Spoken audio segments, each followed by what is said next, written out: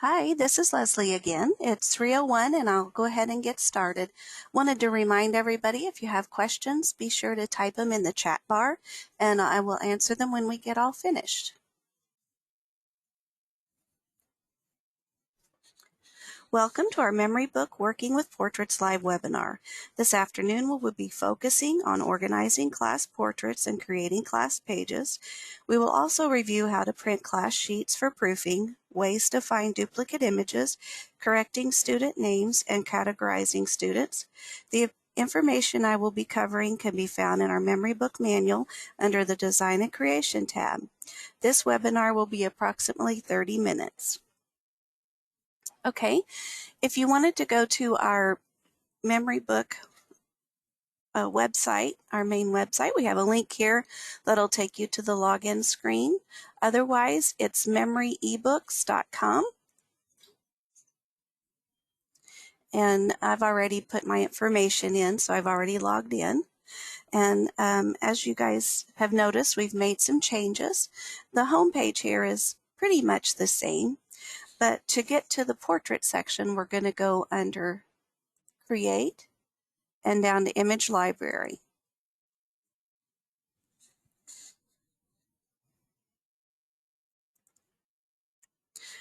When you send us your CD and you tell us how to sort them, when we upload them, they'll find them under the word portrait, and you'll click the little arrow and that'll open up that category, and you'll be able to see all the folders in there.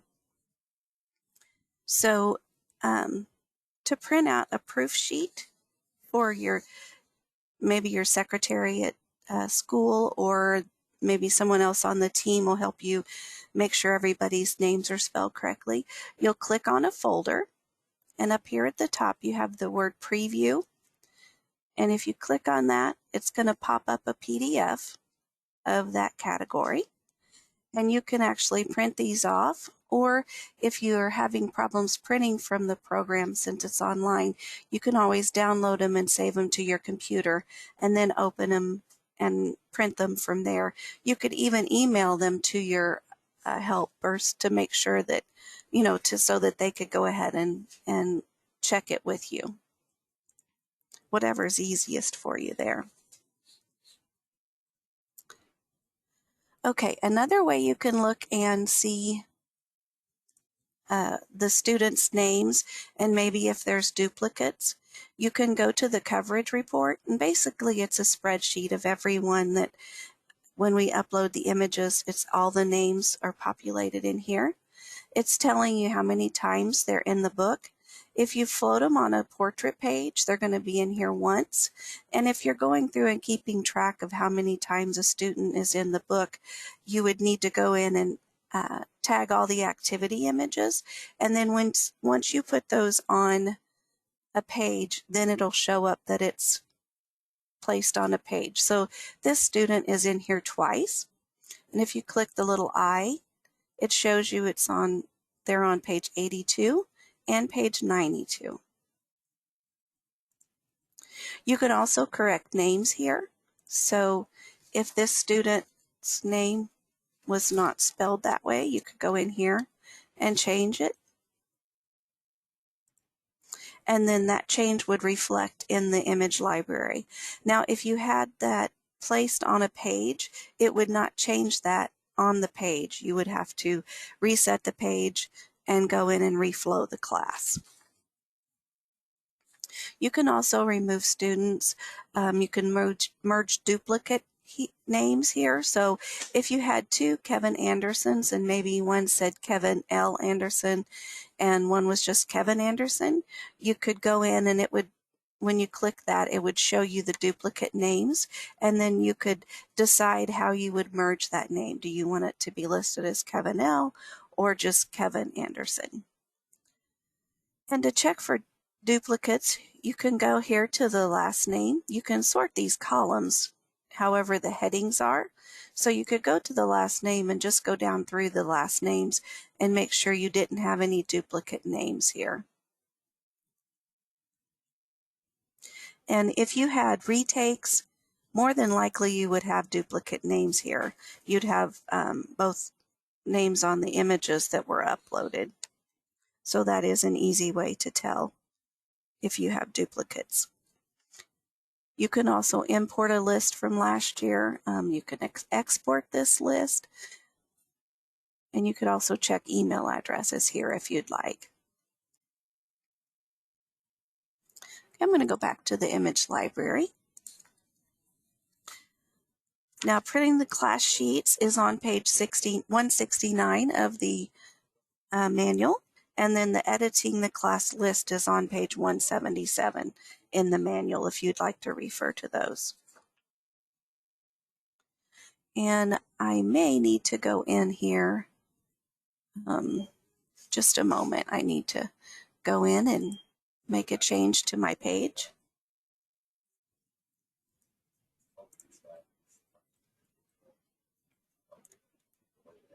I had already flowed these on a page, so I need to find that page so I can delete them off of there.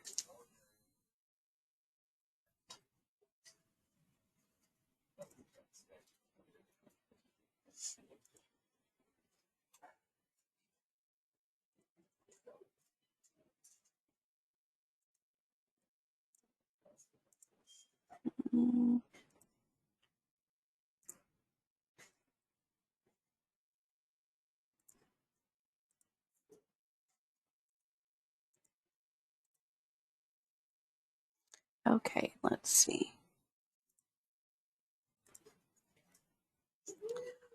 I'm sorry, I wasn't very organized with this today. The little check mark means that they're on a page already, so I need to go into my details, page 88.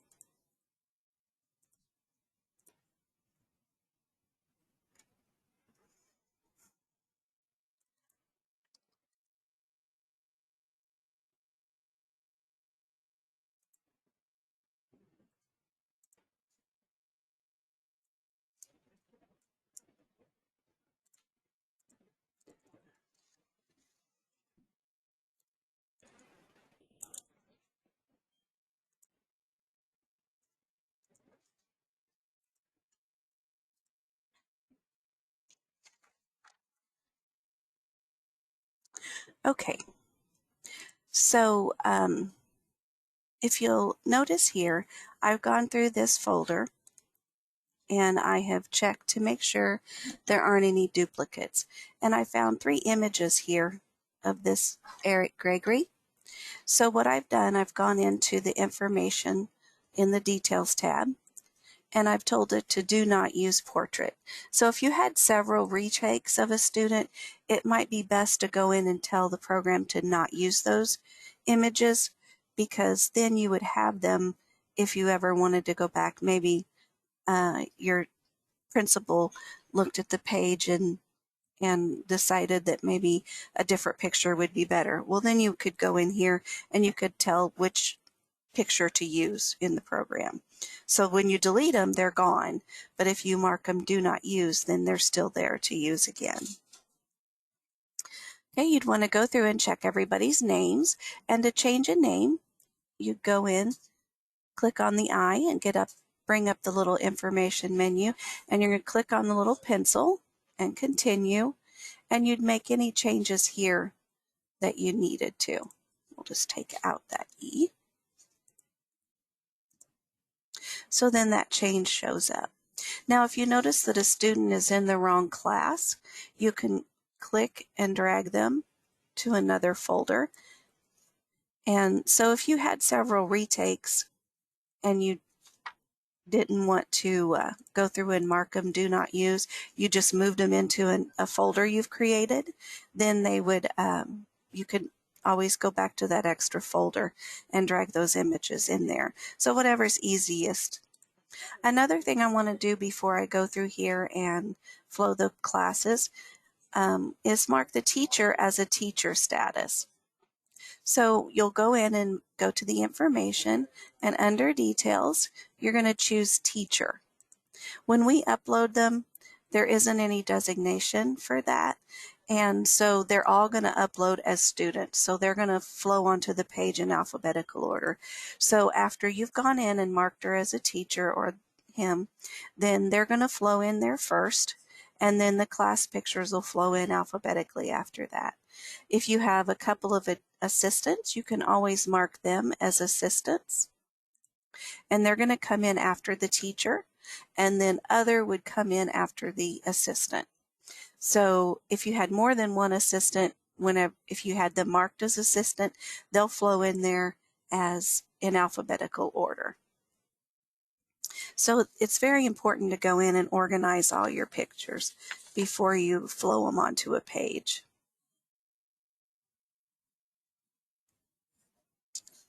Okay, I'm going to go to my, let me go to this one folder here and just kind of organize it a little bit. And I'm going to start fresh with that. I'm just going to move these extra kids over here so that I have a little bit smaller group. I'm going to go in and make sure my teacher is a teacher. See, she's a student. Apply changes, done.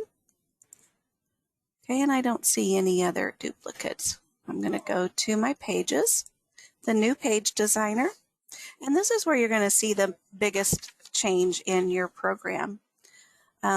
All the tabs are over here on the left, as opposed to where they were over here on the right last year. And there's a whole lot of different features. I'm going to go in here and clear this whole page. I'm going to save it.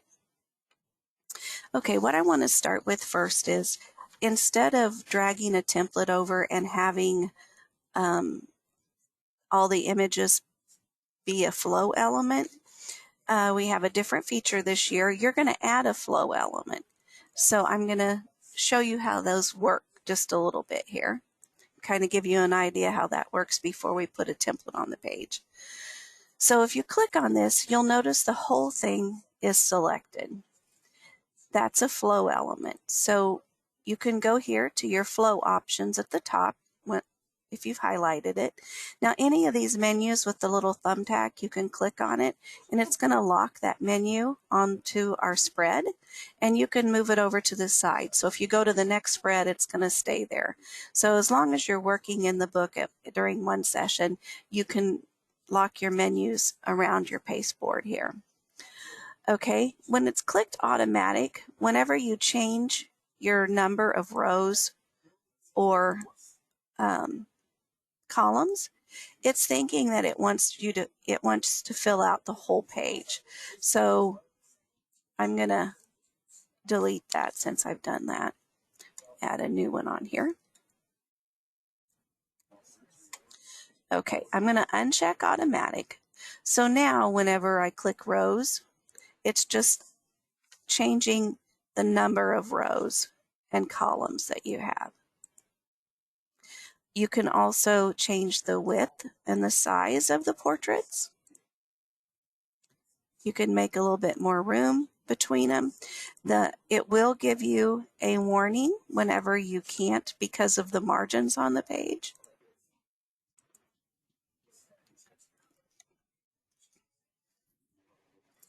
And you can also make a space here for the names. So this space is pretty wide.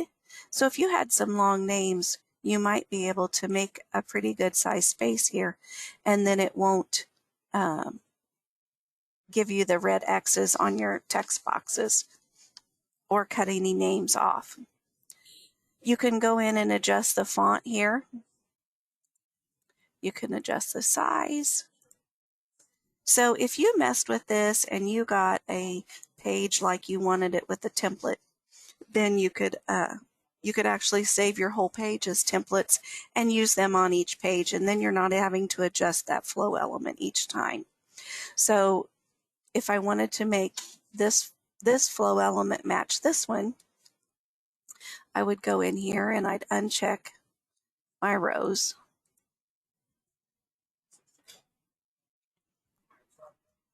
Okay.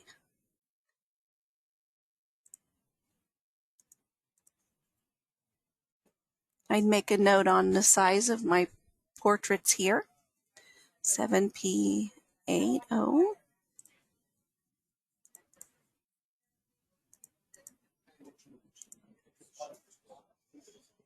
And then I change my size here.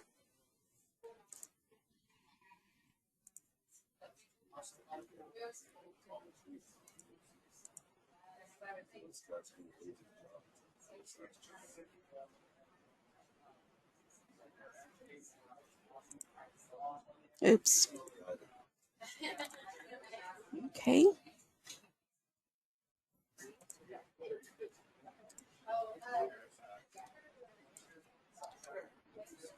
Okay. So I need to change my font on this one.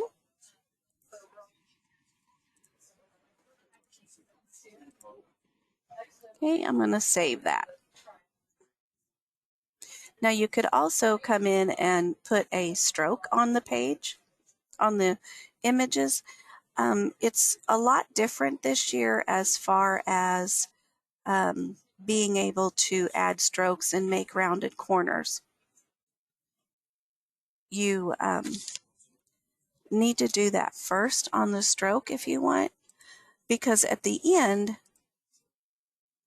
you can expand the selection and you can make each element then a separate element and add a stroke or rounded corners to it. But once you do that, it's not a flowable template anymore. Okay, so I'm going to go in here and I'm going to go to the Flow tab. And I'm going to choose my class. I've got 29 images. You need to make sure you have enough image boxes on the page. And another feature we have this year is you need to tell it what pages we're going to work on. So I'm going to flow it onto 88 and 89 if I need to. I chose the class. I'm going to choose first, last name, and then I'm going to click the flow button. It's prompting to see if I wanted to change or save the changes, and I did. So if you'll notice, it removed the extra boxes, and it didn't need that second page, so I just didn't want to count at this point. But you can see the names out here to the side, none are cut off, and so all of them float on there. Now I also wanted to show you how to come in and add a student. So I've looked at this and I'm like, oh, I had a home picture of one of the students, so I need to add those. So I'm going to go ahead and reset the group. Now it doesn't bring back the box again, but if you go to the History tab, you can bring this template over. It's the step right before your flow, and now you've got your picture back. So I'm going to go ahead and save this, and I'm going to go back to my image library. And I have uploaded some images. These are just little stock thumbnails from Getty. So I'm going to use one of these. I'm going to move it into my folder. And now I'm going to tag her name so that she flows in there.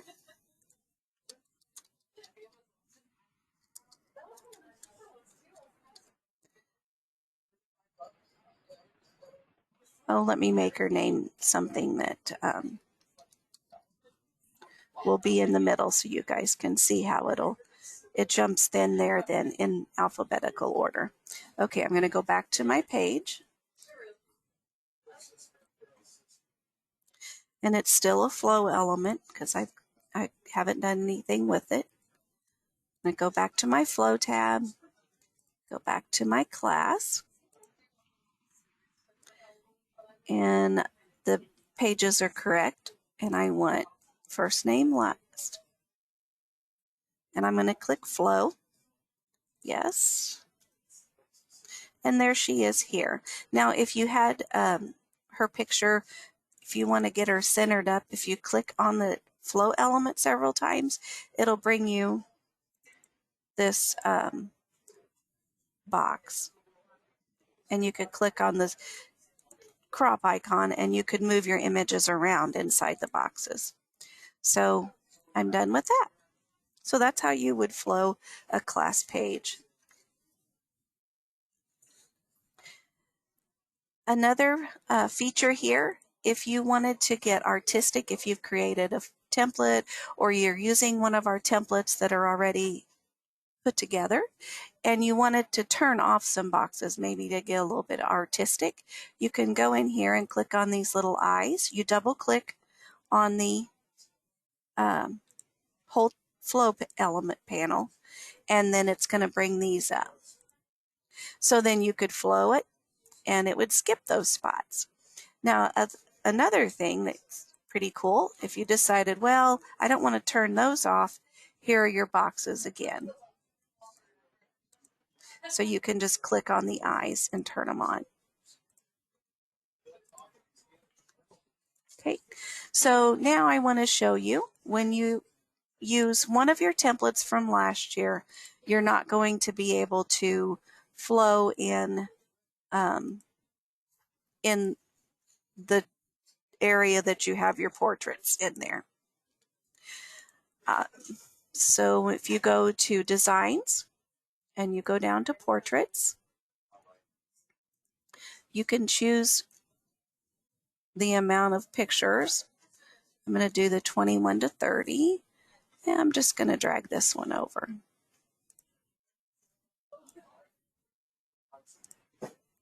Okay, I'm going to save that.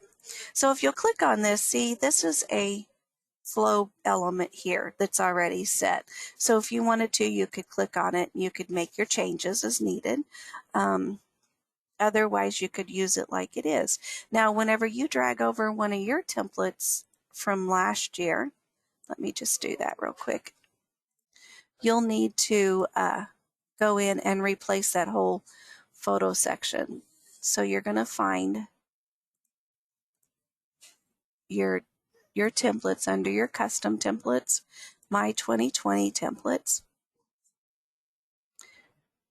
And I saved this one. Well, let me choose a different one. Not sure I have any that are flowable.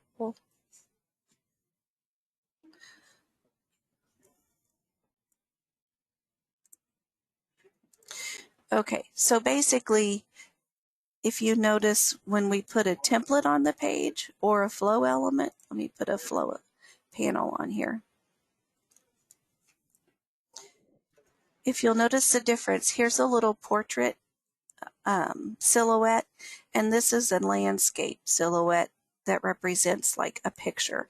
So any image box you see with this landscape silhouette on it, that means that you'll have to click and drag your images in there. So if you wanted to use your templates from last year, you would need to go in and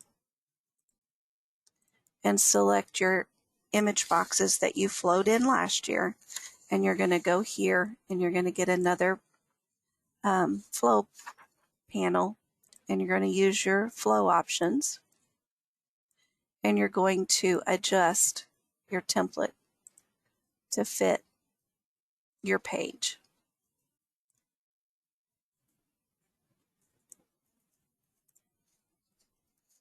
So then you'd be able to flow onto your into your old template. So I think if you had a pretty standard layout with all your class pages, I think I would go in and I'd create a template that could go on either page or a spread, and then save those as templates, and then you could drop them on each page, and that would save a lot of time and work trying to adjust the flow panels to all match.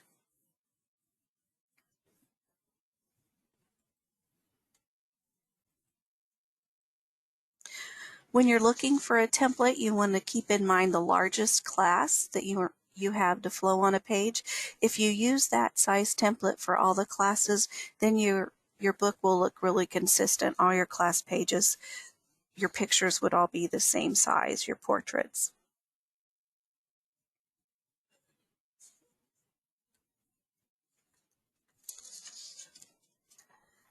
Now, if you flowed your class and you wanted to add a rounded corner to them and the stroke, let's go back to the first page that you can still do that, but you'll go to your flow panel here, your flow options, and you click on the expand flow.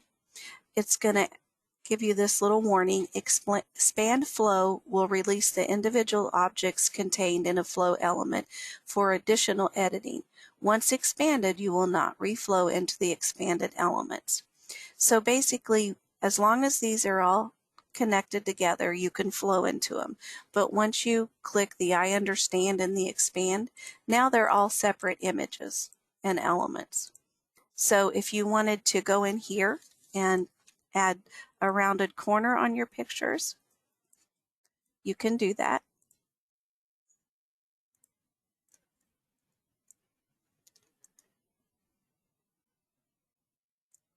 You could also add a drop shadow.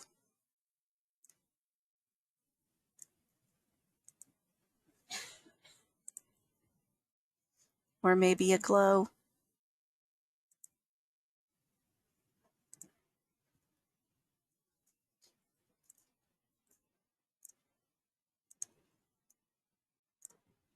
But if you noticed you were missing a student, you couldn't go back in and reflow the page. You'd have to put your template back on there again and make your adjustments, and then you could flow it and then expand it and add the rounded corners and the drop shadow, any effects that you wanted to add to them.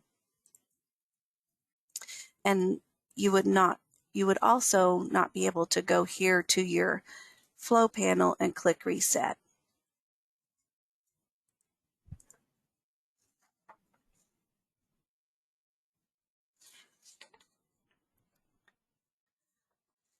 The flow function information is on page 170 to 176 in the manual if you'd like to refer to that.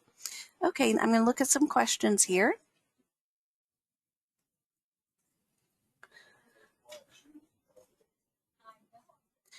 What happens if we have a combination of professional and images sent from home due to the online learning? Well, basically you would do the same thing that I was showing you when you noticed that you were missing a student. You would upload those images, and then you could move them into the correct class folder and tag them, and you should be able to flow them. Now you will want to make sure that they're high resolution, or at least an overall size of the class pictures that you wanted to maintain. So maybe if you put an image box on the page the same size as your portrait box, then you could just test to see if you could click and drag it in the box. If it won't go into the box, if the box turns red, then that means that that image is low resolution and it's not going to fill that box up. And will this webinar be available to view again after this? Yes, it will. We send out that information on how you can watch this again, so just be watching for that. Did I have any other questions?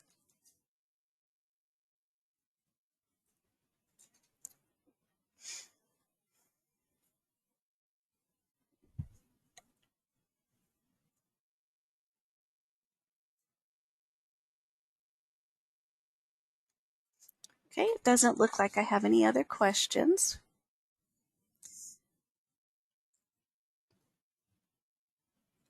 Okay, a student was absent picture day. When we have retakes, will we still be able to add that photo to a page?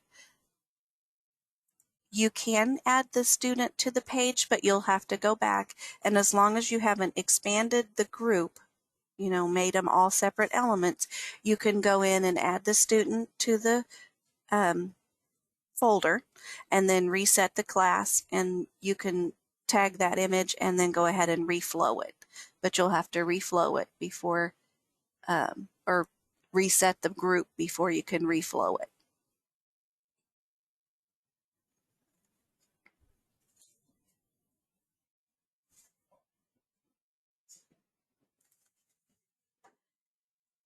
If you don't use the question is, do you have to use the flow?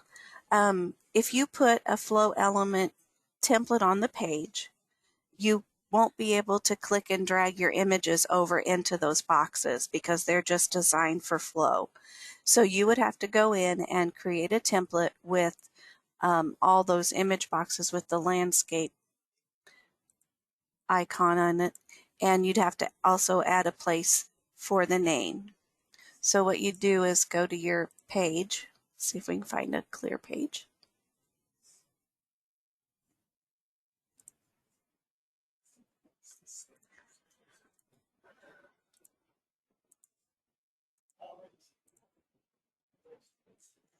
Okay, so you'd go to your images tab, or art, I'm sorry. You drag a image box over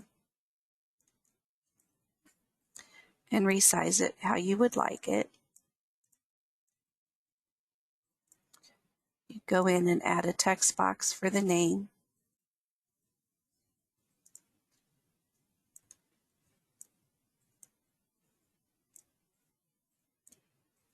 And then you'd have to manually drag your images into those image boxes, and the name, you'd have to type the name. And you could copy and paste these images to fill the page if you wanted to. Can you use a no photo as a placeholder for missing pictures until makeup day? Yes, that would probably be a good idea to use the no photo.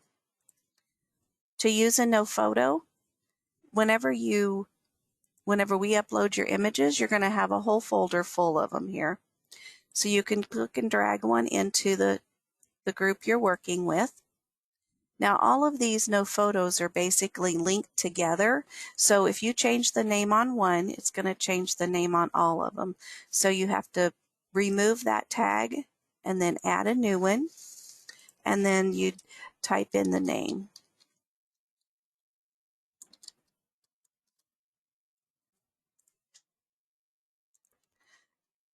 And so once you flowed that onto a page, that's going to go in alphabetical order. And this group has already been flowed, so that's probably why it's not going into the alphabetical order.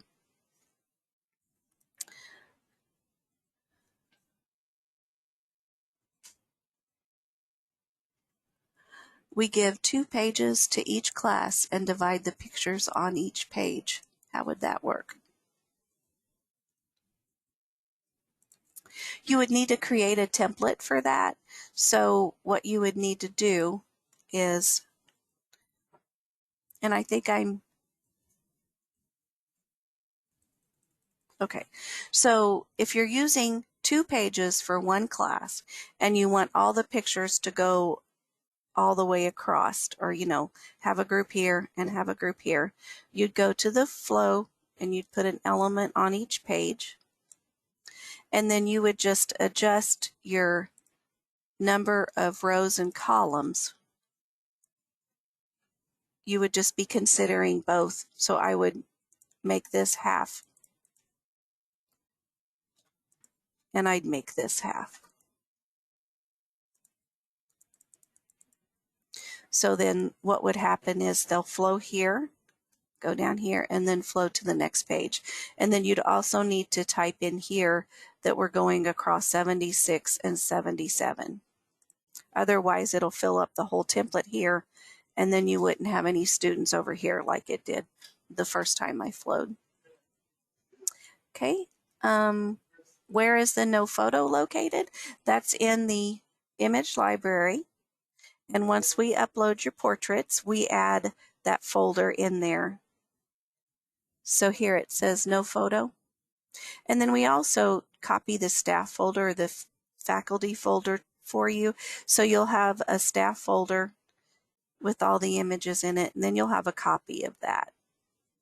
Now, if you didn't want all of your classes to have the teacher in them, then you could go in here and just click and drag your teacher image. Some of these are. There may not be a teacher in this one. But you would click and drag your teacher image into the staff copy, and that would be one way to get it out of your students' folders. Because if the teacher's included in the group, she will flow onto the page.